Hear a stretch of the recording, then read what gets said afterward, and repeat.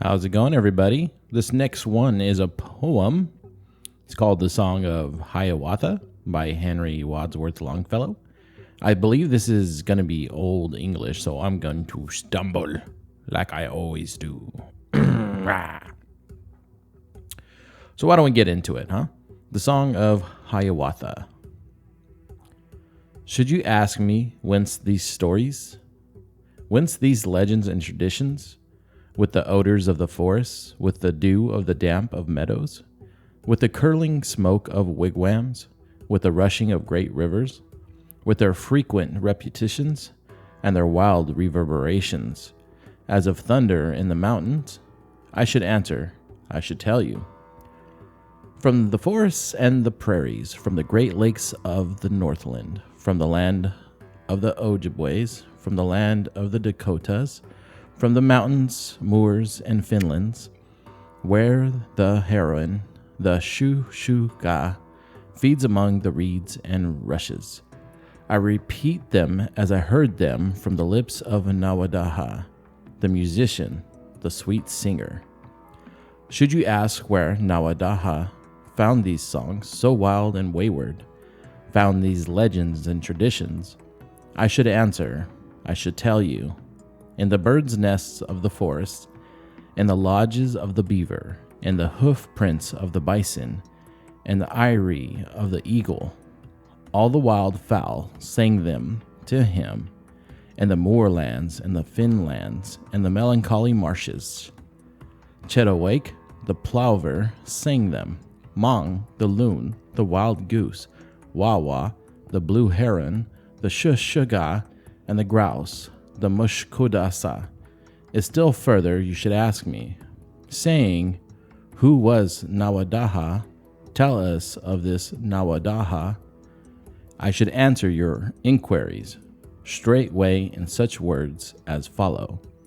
In the vale of Tawasentha, in the green and silent valley, by the pleasant water courses, dwelt the singer Hiawatha. Round about the Indian village spread the meadows and the cornfields. Beyond them stood the forest, stood the groves of singing pine trees, green in summer, white in winter, ever sighing, ever singing, and the pleasant water courses. You could trace them through the valley, by the rushing in the springtime, by the alders in the summer, by the white fog in the autumn, by the black line in the winter, and besides them dwelt the singer.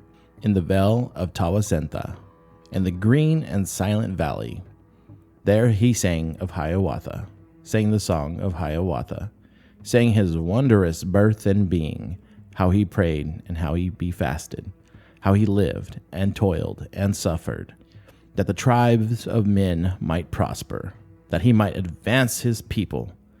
Ye who love the haunts of nature, love the sunshine of the meadow, love the shadow of the forest, love the wind among the branches, and the rain shower, and the snowstorm, and the rushing of great rivers, through their palisades of pine trees, and the thunder in the mountains, whose innumerable echoes flap like eagles in their eyries. Listen to these wild traditions, to this song of Hiawatha.